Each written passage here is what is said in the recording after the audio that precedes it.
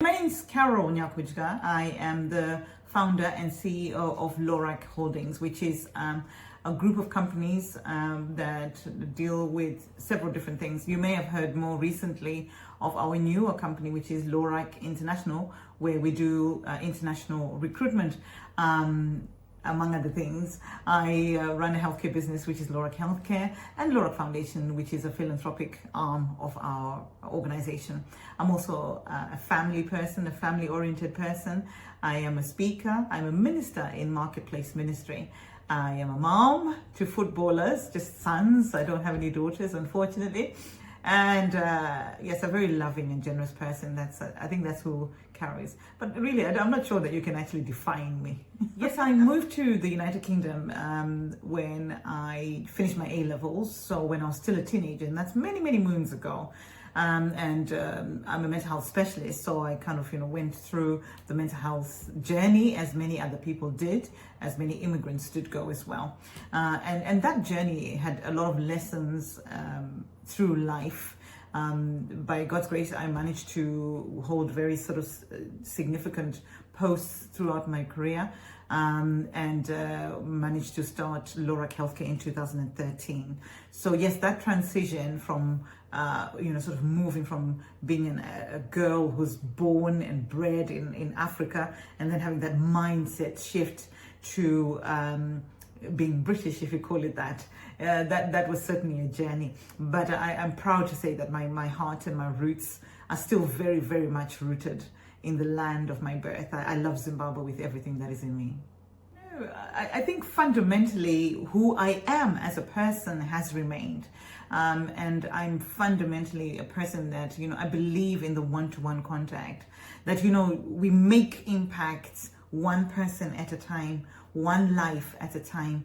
And the values that are persistent and consistent are of respect, are of empowerment, of wanting to see somebody's life better than where we started off. I believe that, for the things that were deposited in my life, where somebody saw me when I was in a certain position and decided to stretch out a hand to help, that then transformed who I became as a person in my life. And so that is one inherent core value that I still hold till today. I totally believe in empowering other individuals. And you will find that at Lorac Healthcare, at Lorac International, at Lorac Foundation, at any of our organizations, that is an inherent value. You never come into contact with us and remain the same. And so you'll be hearing very exciting stories with Lorac International. And we believe that, where we are come against adversity, we overcome in silence.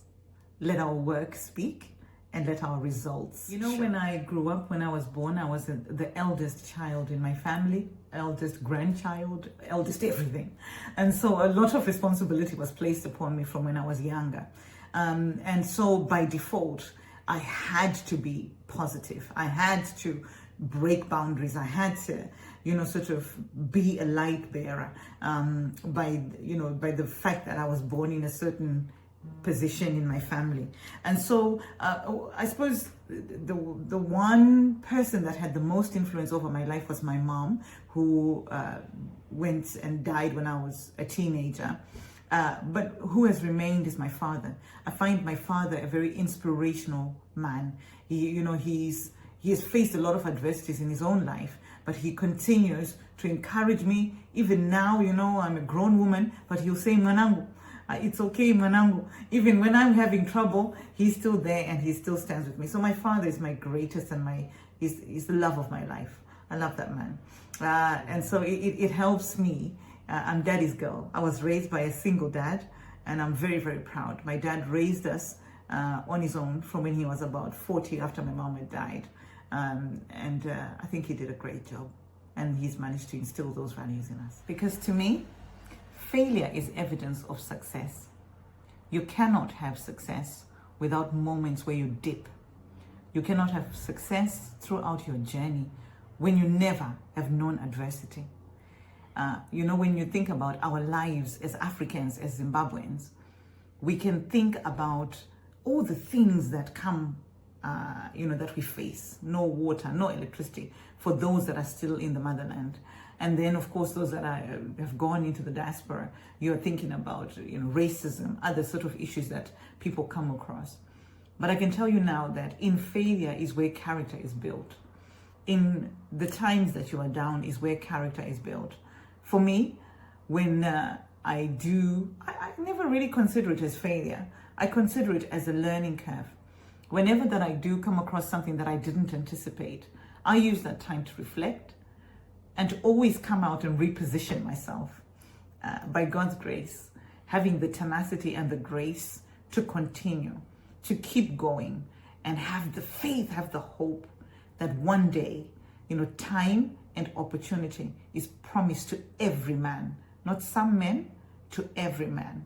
And so for that, I hold the hope and the belief that my destiny and my purpose will be fulfilled in this life. And that's what I would encourage the next person to say, that your destiny, your purpose, what you are called to do will be fulfilled in this life. Keep the faith.